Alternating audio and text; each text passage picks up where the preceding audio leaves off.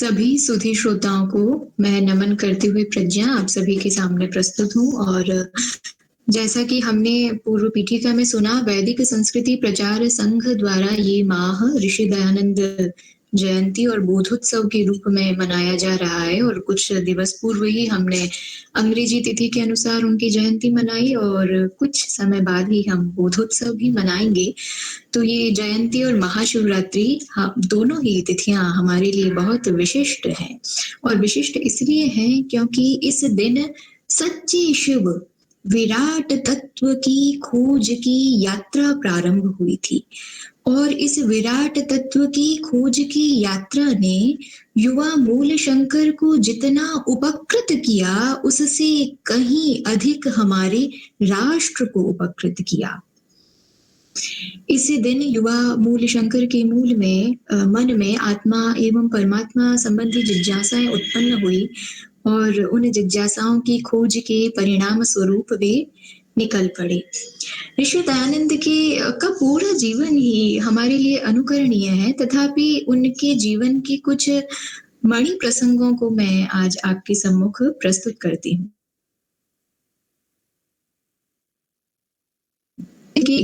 सूक्त का 15वां मंत्र है, जिसे हम स्वस्ति वाचन में 7वें क्रम पर पढ़ते हैं। स्वस्ति पंथा मनुचरेम सूर्या चंद्रमसाविव पुनर्दधताघ्नता जानता संगमे मही। हमें कल्याणकारी मार्ग का स्वस्ति पथ का अनुकरण करना है। किसका अनुकरण करना है? सूर्य और चंद्रमा के समान स्वस्ति पथ का अनुकरण करना है। और हमें जिनके समान अनुकरण करना है वे कैसे हैं? परस्पर विरोधी स्वभावों वाले हैं। सूर्य जो कि प्रचंड रश्मियों से अज्ञानांधकार को भस्म कर देते हैं, और चंद्र जो कि अपनी शीतलता से सभी को आह्लादित करते हैं। किंतु दोनों में साम्य है, और वो साम्य क्या है? ज्योति स्वरूपता, ऊर्जा प्रदायकता। तो ऐसे ही हमारे राष्ट्र के ज्योति स्वरूप, पथ प्रकाशक, ऊर्जा प्रदायक स्वामी ऋषि दयानंद का हम अनुकरण करेंगे, जो कि कैसे हैं? ऐसे विरोध स्वभाव वाले हैं कि अपनी दृढ़ता से सूर्य के समान अज्ञान अंधकार को प्रचंड रश्मियों से भस्म कर देते हैं, और लोकोपकार के प्रति परम कारुणिक हैं, सभी को आह्लादित कर देते हैं, सभी को शीतल कर देते हैं। महर्षि दयानंद बहुत बड़े योगी थे, और योगियों के लिए समाधि सुख बहुत आनंददायक होता है। ऋषि दयानंद को अपने जीवन में 18 बार प्राण घातक विष दिया गया, किंतु उन्होंने अपने योग बल से जब तक संभव हुआ उस प्राण घातक विष के प्रभाव को शरीर पर होने नहीं दिया। यही इस बात को सूचित कर देता है कि ऋषि कितने बड़े योगी हैं।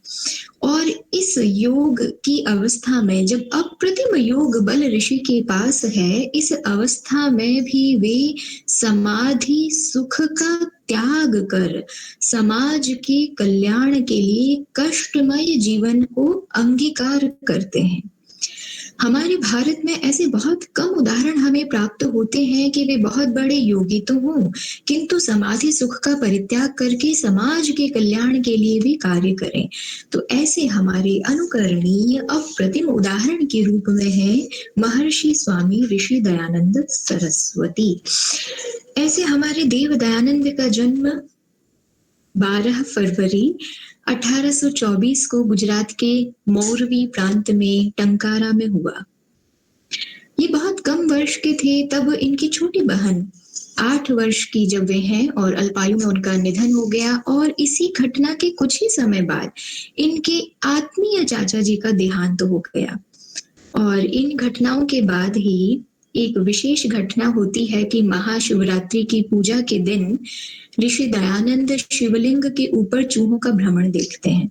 ये घटना बहुत साधारण है और हमने अब तक अपने जीवन में ऋषि दयानंद से भी पूर्व सभी ने अपने जीवन में इस घटना को कई बार देखा है, किंतु इस बार जो दृष्टा है वह युगांतकारी दृष्टा है।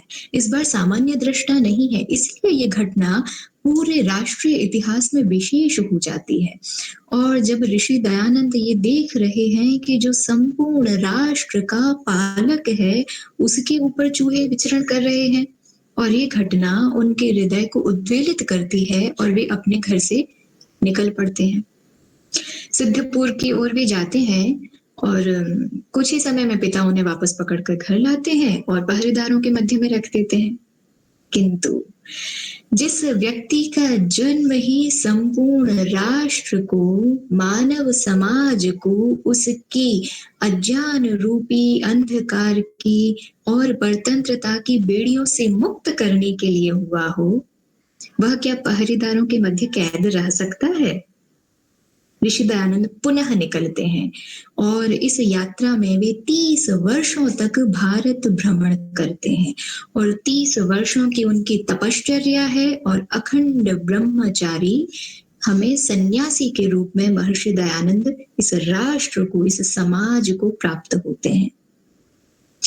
यात्रा करते करते गुरु को प्राप्त करते हैं गुरु बिरजानंद जी, दंडी स्वामी, जो अभी मथुरा में निवास कर रहे हैं और अपनी शिक्षा वे वहां प्राप्त करते हैं।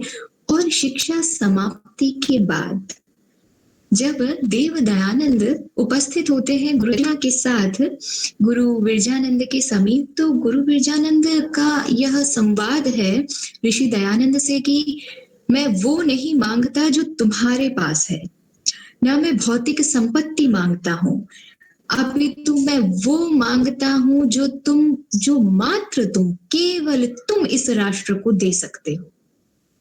कि केवल ऋषि दयानंद इस राष्ट्र को जो दे सकते हैं वो गुरु दक्षिणा के रूप में गुरु बिरजानंद ने उनसे मांगा।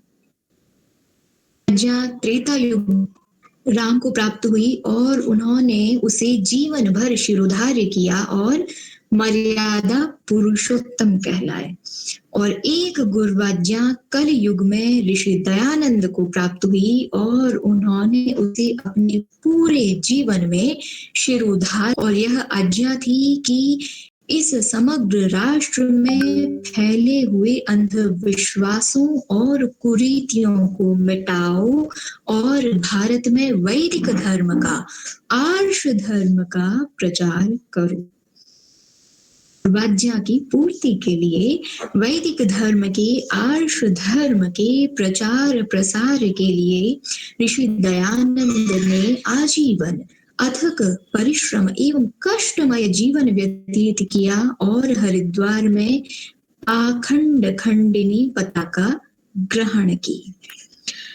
में पूना में ऋषि दयानंद ने 10 दिनों तक अपना व्याख्यान दिया और इन व्याख्यानों में ऋषि दयानंद ने 4 सूत्रीय कार्यक्रम रखे और वस्तुतः ये 4 सूत्रीय कार्यक्रम ही वर्तमान में हमारे राष्ट्र की आधारशिला के रूप में, नींव के रूप में है।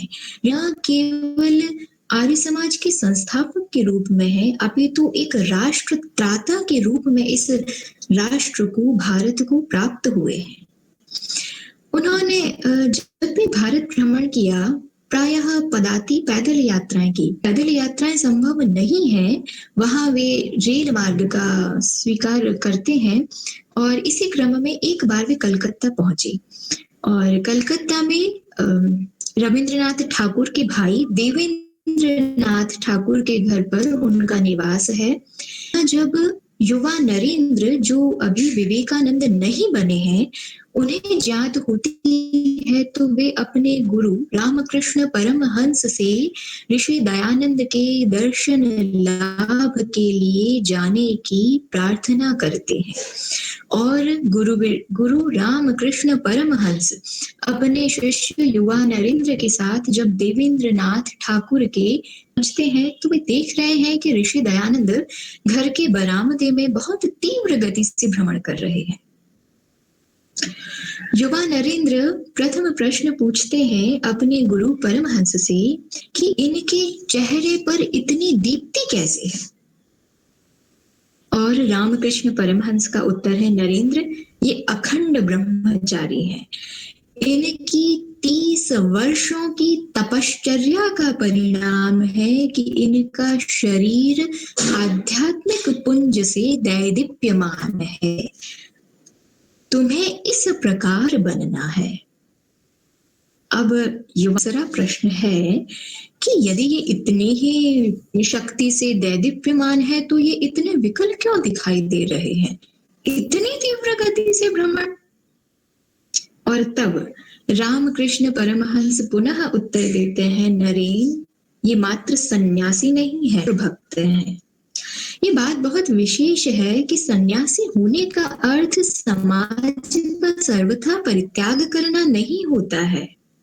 ये मात्र सन्यासी ही नहीं है, ये राष्ट्र भक्त हैं। और हमारे राष्ट्र की वर्तमान दुर्दशा इन्हें इतना विचलित किए हुए है और इसके निवारण के उपायों के विचारार्थ विचारों के वेग से ये इतनी तीव्र गति में भ्रमण कर रहे हैं। चूंकि ऋषि दयानंद अभी विचार मंथन में संलग्न है, इसलिए युवा नरेंद्र और रामकृष्ण परमहंस मात्र दर्शन लाभ करके बिना संवाद किए वहां से लौट आते हैं। और कुछ समय बाद रामकृष्ण परमहंस पुनः भेंट करते हैं स्वामी दयानंद से और वापस आकर अपने शिष्यों से कहते हैं कि स्वामी दयानंद के वक्ष स्थल पर रक्तिम आभा है। यह रक्तिम आभा मात्र उसी शरीर में होती है जिस शरीर में आध्यात्मिक शक्ति का पुंज हो। यह उल्लेखनीय इस रूप में रामकृष्ण परमहंस अपने शिष्यों को महर्षि दयानंद के रूप में अनुकरणीय उदाहरण प्रस्तुत कर रहे हैं। हम सभी ऋषि दयानंद की लोकोपकारिता से परिचित हैं और इसकी पराकाष्ठा हम देखते हैं कि जब अपने अंतिम काल में प्राण घातक विष देने पर भी रसोइये जगन्नाथ को अपना जो भी संचित धन है वह प्रदान करके कहते हैं कि तुम यहाँ से चले जाओ, और उसे नेपाल जाने का मार्ग बताते हैं। और वे कहते हैं कि यदि तुम यहाँ से नहीं जाओगे तो तुम्हारी प्राण घातक स्थिति हो जाएगी। यह जो लोकोपकारिता है यह केवल किसी एक धर्म, एक पंथ, एक समाज के प्रति नहीं है, अपितु प्राणी मात्र के लिए है, मानव मात्र के लिए ऋषि का हृदय परम कारुणिक है। प्रायः मुस्लिम धर्मावलंबी ये मानते हैं कि ऋषि दयानंद हमारे प्रति बहुत कठोर रहे हैं, उन्होंने हमारे कुरान की बातों का खंडन किया है। ऋषि केवल कुरान अपितु हिंदू धर्म, अन्य धर्मों की भी अतार्किक बातों का खंडन किया है, किंतु इससे उनकी लोकोपकारिता में कमी नहीं आई है। इसका एक उदाहरण हम देखते हैं कि ऋषि दयानंद एक बार उत्तर प्रदेश में सहारनपुर में जाते हैं और वहां एक स्थान है देवबंध। देवबंध मदरसा मुस्लिमों की शिक्षा का एक स्थल है और उस समय, जिस समय देवबंध मदरसे की स्थापना नहीं हुई है, कि सहारनपुर में देवबंध में ऋषि दयानंद हैं और उस समय मोहम्मद कासिम ऋषि दयानंद के दर्शन के लिए जाते हैं और वे उनसे आशीर्वाद मांगते हैं कि मैं अपने बच्चों की शिक्षा के लिए मदरसा खोलना चाहता हूँ, आप आशीर्वाद दीजिए। और ऋषि दयानंद की लोगों के आशीर्वाद स्वरूप अपना समग्र यात्रा व्यय 450 रुपए की झोली में डाल देते हैं। मान में देवबंध मदरसा मुस्लिमों की शिक्षा का बहुत बड़ा केंद्र है। अनंतर भी हमें ऐसे कई उदाहरण प्राप्त हुए हैं, जैसे कि 1900 में हम देखते हैं कि फरवरी 1920 का जो आर्य गजट है उसके संपादकीय में मिर्जा याकूब बेग एक बात लिखते हैं और बहुत ही सुंदर। और वे अपने संपादकीय में मिर्जा याकूब लिख रहे हैं कि महर्षि दयानंद मुस्लिमों के मेहरबान दोस्त हैं। और इससे आगे ये कि उनकी मेहरबानी ये है कि उन्होंने हमारी त्रुटियां बतलाकर हमें सन्मार्ग दिखाया। ऋषि दयानंद ने न केवल मुस्लिमों, न केवल ईसाइयों, अपितु हिंदू धर्म की भी सभी कुरीतियों को मिटाकर हमें स्वस्ति मार्ग का, कल्याणकारी मार्ग का अनुकरण करना सिखाया। 1875 में जब प्रथम बार बंबई में आर्य समाज की स्थापना ऋषि दयानंद के द्वारा की जा रही है, उस समय जो सर्वाधिक दान दाताओं की सूची है उसमें एक मुस्लिम व्यक्ति का नाम है, और वो नाम है हाजी रखा सोनावाला। ये बात इसलिए है कि हमारे आर्य समाज की स्थापना में सभी वर्ग के लोगों का सहयोग रहा है। और जब दूसरी बार स्थापना करनी है पंजाब, लाहौर के पंजाब में, तब ऋषि दयानंद रतनलाल जो कि एक हिंदू है उसकी कोठी से अपने उपदेश दे रहे हैं। और उस समय पाखंडी हिंदुओं का अत्यधिक दबाव हुआ और ऋषि दयानंद को रतनलाल की कोठी से अपने उपदेशों को बंद करना पड़ा। इस समय पंजाब में एक मुस्लिम व्यक्ति ऋषि दयानंद के उपदेशों के लिए उन्हें अपने घर पर निमंत्रित करता है। ऋषि दयानंद जो कि मानव कल्याणार्थ अपने उपदेश दे रहे हैं, आगामी 10 दिनों तक पंजाब में एक मुस्लिम व्यक्ति के घर से उपदेश देते हैं। ये बहुत सारे उदाहरण हमें ये बताते हैं कि ऋषि अपने समय में किसी भी प्रकार का भेदभाव किए बिना सभी के प्रति करुणा दृष्टि रखते हैं। अपने सिद्धांतों में, राष्ट्र की स्वतंत्रता में और वैदिक धर्म के प्रचार में भी परम दृढ़ रहे हैं। और उनकी दृढ़ता इस रूप में, एक उदाहरण की 1877 में जब महारानी विक्टोरिया एलिजाबेथ प्रथम को भारत की साम्राज्य घोषित करने का निर्णय लिया गया और यह कार्यक्रम दिल्ली में होना था, उस समय ब्रिटिश सरकार की ओर से भारत के सभी राजाओं को आमंत्रण दिया गया। और इस बात से ऋषि दयानंद अत्यंत व्यथित हैं और उसी समय वे उसी सभा जो कि दिल्ली में होनी है उसके समीप, लाल किले के समीप, वे दिल्ली में ही एक विचार गोष्ठी का आयोजन करते हैं और वे भी सभी राजाओं को निमंत्रण देते हैं। अब ये राजाओं के लिए कुछ कष्ट की बात हो गई कि ऋषि दयानंद के निमंत्रण में जाएं या अंग्रेजों के निमंत्रण में, आखिर है तो ब्रिटिश सरकार ही। प्राय सभी राजा ब्रिटिश सरकार की सभा में उपस्थित होते हैं कि कुछ जो कि बुद्धिमान है और जो राष्ट्र प्रेमी है वे राजा वहां उपस्थित होते हैं ऋषि दयानंद की सभा में और स्वराज्य संबंधी उनके भाषण को गंभीरता पूर्वक सुनते हैं। उनमें इंदौर के महाराजा होलकर भी हैं। उस समय जब ऋषि दयानंद एक महत्वपूर्ण बात ये बता रहे हैं कि हमें स्वराज्य प्राप्ति के लिए स्वभाषा और स्वधर्म को अपनाना है, ये जो 4 सूत्रीय कार्यक्रम है ये ऋषि दयानंद ने पूना प्रवचन में स्थापित किया था। स्वभाषा, स्वराज्य, स्वराष्ट्र और स्वधर्म। और बाद में इसी 4 सूत्रीय कार्यक्रम को एक शब्द बदलकर स्वराष्ट्र के स्थान पर स्वदेश यह शब्द करके इसी 4 सूत्रीय कार्यक्रम को कांग्रेस के द्वारा अपनाया गया। तो इस समय जो कि लाल किले के पास दिल्ली में महारानी विक्टोरिया को साम्राज्य घोषित करने के विरुद्ध स्वामी दयानंद का भाषण है, उस समय वे ये बता रहे हैं कि स्वधर्म के द्वारा ही हम स्वराज्य की प्राप्ति कर सकते हैं। और इस स्वराज्य की प्राप्ति के लिए जो हमारा धर्म है, स्वधर्म है, वो कौन सा धर्म है? वैदिक धर्म है। इसलिए हमें वेदों की ओर लौटना है। तो वे बुद्धिमानी राजा जो इस सभा में उपस्थित है, वे ऋषि दयानंद की बात को समझे बिना ऋषि दयानंद के सम्मुख ये प्रस्ताव रखते हैं कि आप अपना धर्म प्रारंभ कीजिए, हम आपके साथ हैं। और ऋषि दयानंद ये उत्तर देते हैं कि आपने मेरी बात को ठीक प्रकार से समझा ही नहीं है। किसी भी प्रकार के अन्य नए मत की स्थापना की, नए धर्म के प्रारंभ की आवश्यकता नहीं है। हमें अपने वैदिक धर्म का ही पालन करना है। उस समय 1877 की जब ये बात है, उस समय यदि वे वहां पर उपस्थित बुद्धिमान व्यक्ति इस बात को समझते तो हमारे वर्तमान भारत की स्थिति नितांत भिन्न होती। हमारे राष्ट्र के इस विराट चिंतन को करने वाले स्वामी दयानंद का योगदान प्रत्यक्ष रूप से भी राष्ट्र के त्राण में, राष्ट्र की रक्षा में, राष्ट्र की स्वतंत्रता प्राप्ति में है।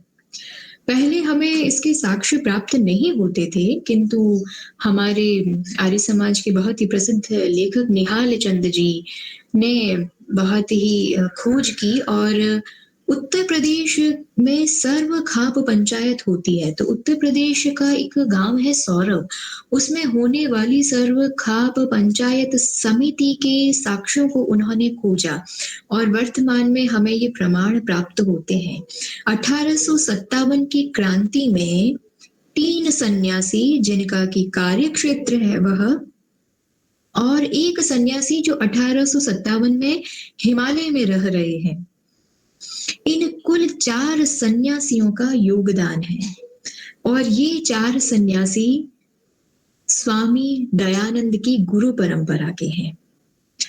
सबसे पहले स्वामी उमानंद जी, जो कि 1857 की क्रांति के समय 160 वर्ष के हैं और 1857 में जिस समय क्रांति घटित हो रही है वे हिमालय में रह रहे हैं।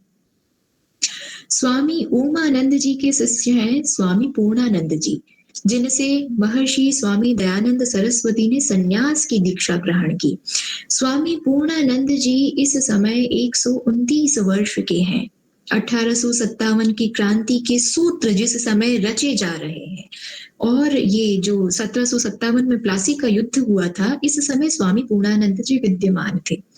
और इनके शिष्य दंडी गुरु बिरजानंद जी, जिनसे महर्षि स्वामी दयानंद सरस्वती ने अपनी संस्कृत के पठन पाठन की शिक्षा ग्रहण की। इस समय गुरु बिरजानंद 79 वर्ष के हैं और हमारे गोल चेहरे के आध्यात्मिक पुंज के तेज से दैदीप्यमान 6 फुट 8 इंच के शरीरधारी युवा दयानंद इस समय 35 वर्ष के हैं।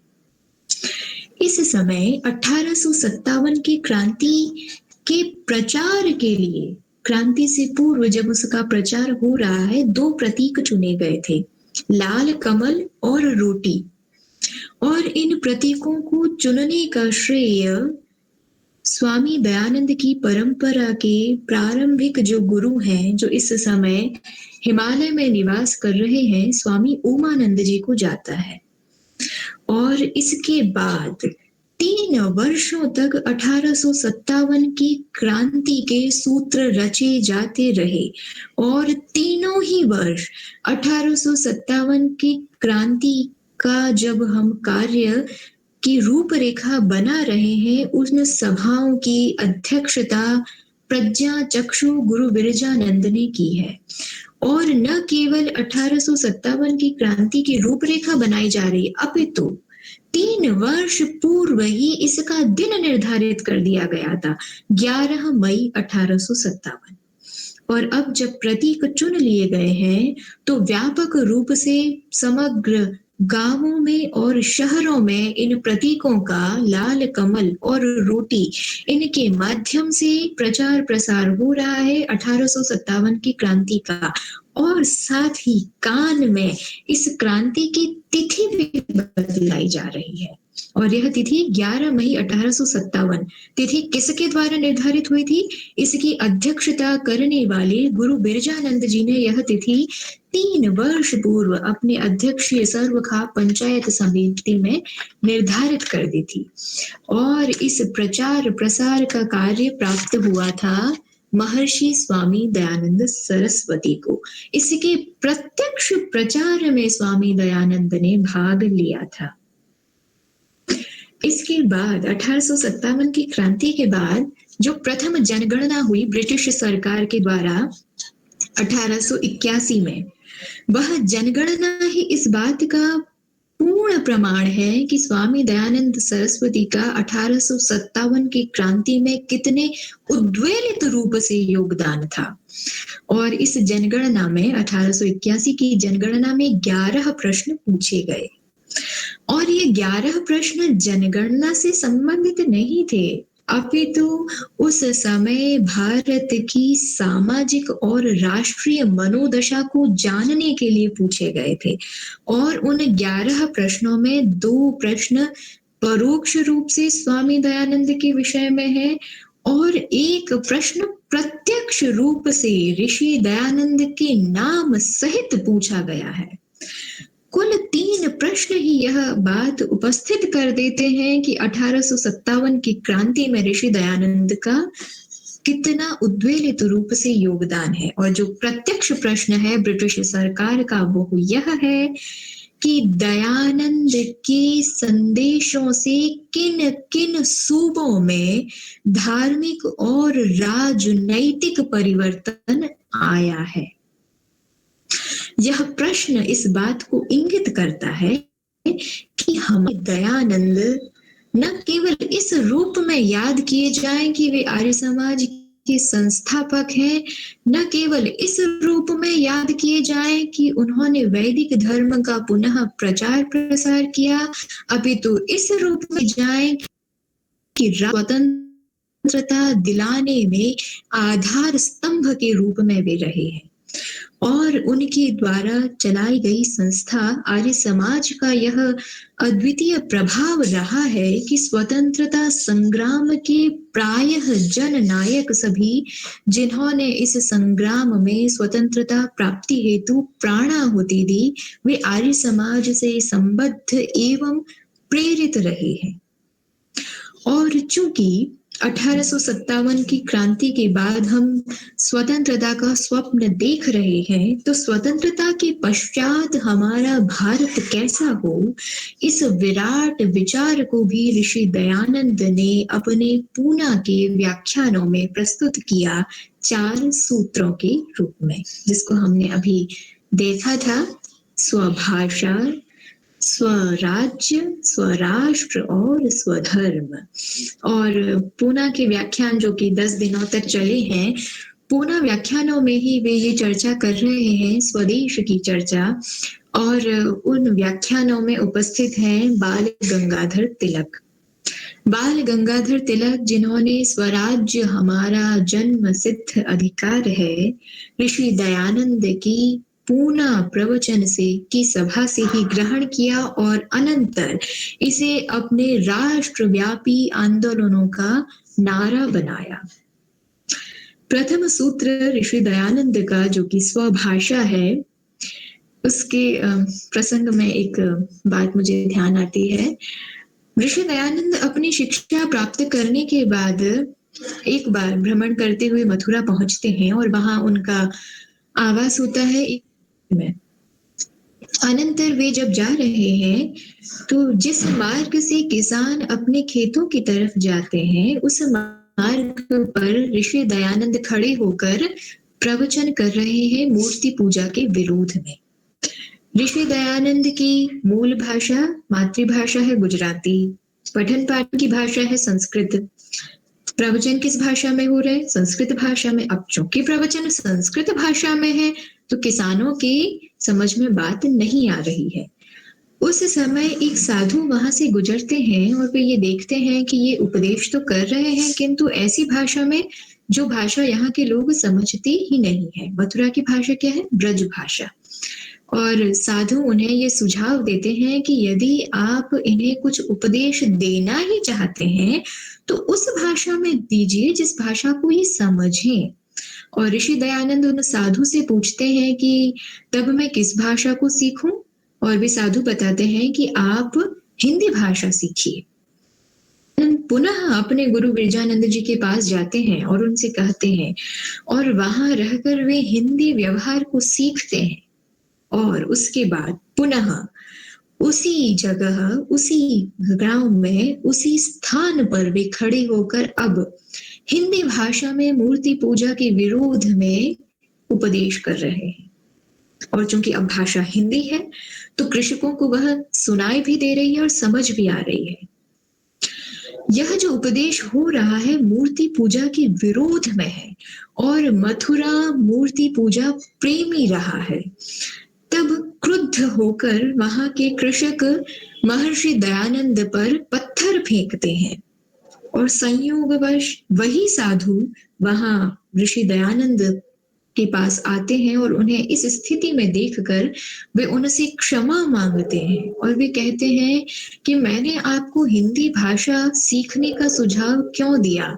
यदि मैं नहीं देता तो आपकी ये स्थिति नहीं होती।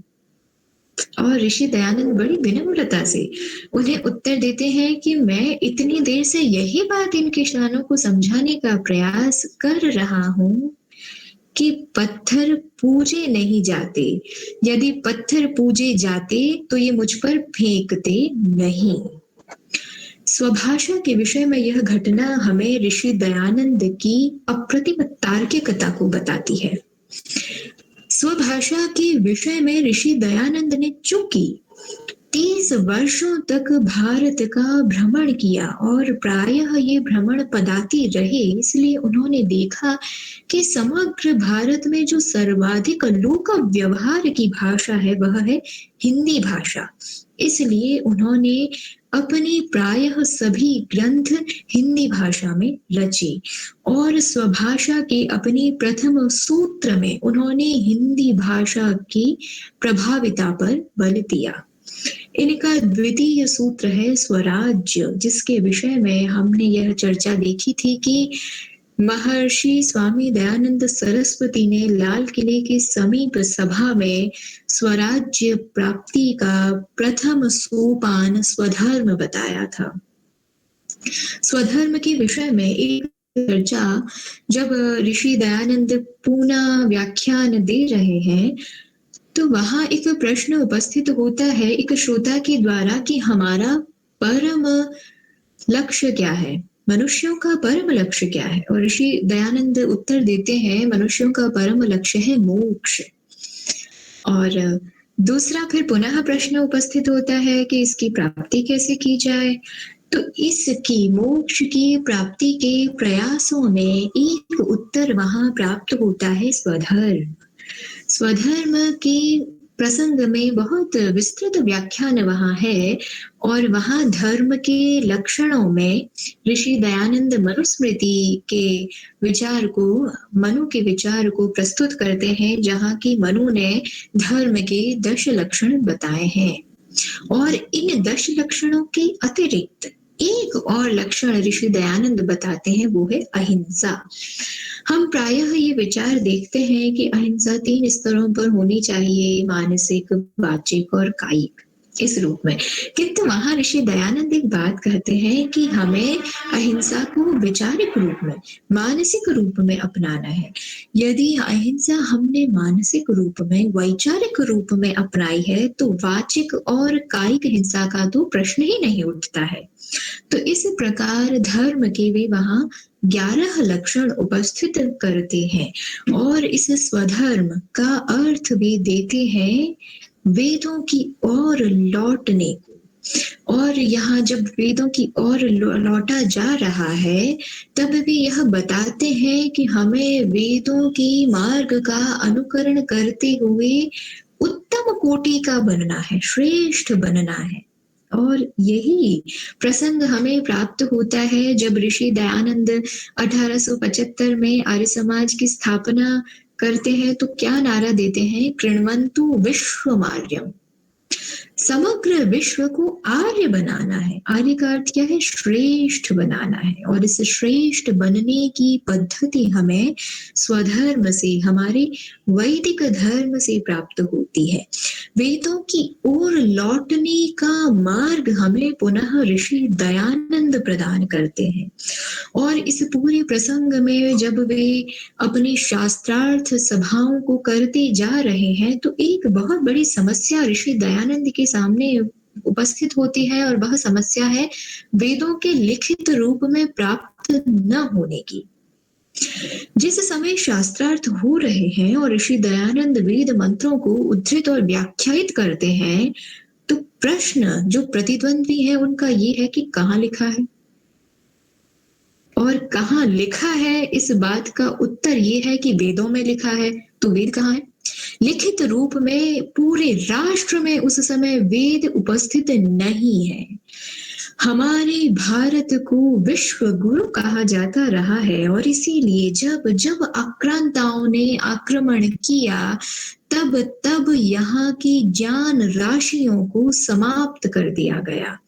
ज्ञान राशियों को इस रूप में खंडित किया। हम सभी जानते हैं कि किस प्रकार पुस्तकालयों को जलाया गया इतने बृहद रूप में। किंतु ये हमारे राष्ट्र का सौभाग्य है कि यहाँ हमारी ज्ञान परंपरा श्रुति परंपरा रही है। क्योंकि श्रुति परंपरा में वेदों का कंठस्थीकरण शिष्यों को करवाया जाता है, इसलिए यह अपूर्व ज्ञान राशि शिष्य परंपरा में हमें प्राप्त हुई है। किंतु जब हम प्रमाण की लिखित रूप में उपलब्धि देखना चाहें तो राष्ट्र में कहीं वेद लिखित रूप में प्राप्त नहीं है, और ये बहुत बड़ी समस्या ऋषि दयानंद स्वयं बता रहे हैं कि हमें वेदों की ओर लौटना है, किंतु वेद हमें लिखित रूप में प्राप्त ही नहीं है। जब शास्त्रार्थ में वे वेद मंत्रों को उद्धृत करते हैं तब भी लिखित रूप में हमें वेद प्राप्त नहीं है। तब ऋषि दयानंद ये विचार करते हैं कि वेदों को हमें लिखित रूप में प्राप्त करना है। बहुत अधिक ढूंढने के बाद धौलपुर में कुछ पत्र प्राप्त होते हैं, और अनंतर वे अपने प्रिय शिष्य श्यामजी कृष्ण वर्मा के द्वारा जर्मनी से मैक्स मूलर से वेदों की लिखित प्रतियां मंगवाते हैं। और ये बहुत ही महत्वपूर्ण बात है हम सभी के लिए अवधेयास्पद कि पूरे भारत में वेदों को लिखित रूप में प्राप्त करवाने का श्रेय महर्षि स्वामी दयानंद सरस्वती को जाता है। यदि वे प्रयास नहीं करते तो हमारे भारत में हमें वेद लिखित रूप में प्राप्त नहीं होते। अनंतर श्रुति परंपरा का भी चूंकि ह्रास होता गया तो वर्तमान में ये भी संभावना थी कि वेद प्राप्त होते ही नहीं। तो वेदों को पुनः जीवित करने का श्रेय लिखित रूप में यहाँ उपलब्ध करवाने का श्रेय महर्षि स्वामी दयानंद सरस्वती को जाता है। महर्षि स्वामी दयानंद सरस्वती के शिष्यों में भी महर्षि की वह दीप्त अग्नि प्रज्वलित है, और एक इनमें बहुत ही प्रसिद्ध रहे हैं यहाँ के राजस्थान के शाहपुराधीश निहाल सिंह वर्मा। निहाल सिंह वर्मा एक बार महर्षि दयानंद के प्रवचनों को सुनते हैं जब महर्षि दयानंद राजस्थान में आए हैं, और उनके प्रवचनों से गदगद होकर वे अपनी आवास पर उन्हें बुलाते हैं और ऋषि दयानंद उन्हें यज्ञ करने का देते हैं, प्रवचन देते हैं। तब ऋषि दयानंद शाहपुराधीश के आवास पर स्वयं यज्ञ करके उन्हें सिखाते हैं, और उनकी शाहपुराधीश की निहाल सिंह वर्मा की अनन्य श्रद्धा इस यज्ञ पद्धति में कि 100 वर्षों तक उन्होंने उस यज्ञाग्नि को प्रज्वलित रखा। प्रातःकालीन यज्ञाग्नि बुझती नहीं कि सायकालीन यज्ञ होता, और उस सायकालीन यज्ञ की वहनी बुझती नहीं कि प्रातःकालीन यज्ञ किया जाता। और जब हमने हमारे आर्य समाज की स्थापना का शताब्दी वर्ष मनाया था 1975 में, तब उस शताब्दी समारोह की विशेषता ही यही थी कि उसमें उस यज्ञाग्नि से यज्ञ किया गया जो कि महर्षि स्वामी दयानंद ने स्वयं प्रज्वलित की थी और वो शाहपुराधीश के वहां से शाहपुरा से लाई गई और वह यज्ञ संपन्न हुआ। हमने इस प्रकार देखा कि महर्षि स्वामी दयानंद सरस्वती ने जो राष्ट्र की स्वतंत्रता के लिए और राष्ट्र के अनंतर भारत किस रूप में हो, इस प्रकार के जो भी प्रत्यक्ष और परोक्ष प्रयास किए वे प्रायः आगे चलकर विराट रूप में आर्य समाज से प्रेरित लोगों के द्वारा पूर्ण किए गए। न केवल कांग्रेस ने इनके 4 सूत्रीय कार्यक्रमों को अपनाया, अपितु प्रायः सभी स्वाधीनता सेनानियों ने आर्य समाज से प्रेरित होकर स्वतंत्रता संग्राम में अपने प्राणों का उत्सर्ग किया। हमारे समय जो सीमा दी गई थी वो तो समाप्त हो गई है, तथापि अंतिम बात में कहकर अपनी वाणी को विराम देती हूँ। ऋषि दयानंद न केवल आर्य समाज के संस्थापक है, बात यही समाप्त नहीं होती, अभी तो महत्वपूर्ण बात यह है कि ऐसे सन्यासी हैं जिन्होंने राष्ट्र को एक गतिमान ऊर्जा प्रदान की है। जिस समय राष्ट्र पराधीनता की स्थिति में है, उस समय एक सन्यासी के लिए महत्वपूर्ण यह है कि वह राष्ट्र को स्वतंत्रता की प्राप्ति करवाए। और स्वतंत्रता न केवल उन्होंने इस कार्य को भली भांति निभाया, अपितु इस कार्यक्रम में अपने गुरु की आज्ञा वैदिक धर्म के प्रचार प्रसार को निमित्त बनाया। इस प्रकार ऋषि दयानंद हम मनुष्यों को आर्य श्रेष्ठ बनने की, उनका अनुकरण करने की शिक्षा देते हुए हमारे भारत को स्वतंत्रता प्रदान करते हैं। ऐसे हमारे राष्ट्रदाता महर्षि स्वामी दयानंद सरस्वती का न केवल जन्म, न केवल बोधोत्सव, अपितु उनकी संपूर्ण जीवनी हमारे द्वारा अनुकरणीय है। इसी प्रकार का स्वस्ति पंथ हमें वैदिक धर्म में अनुकृत करना है। धन्यवाद।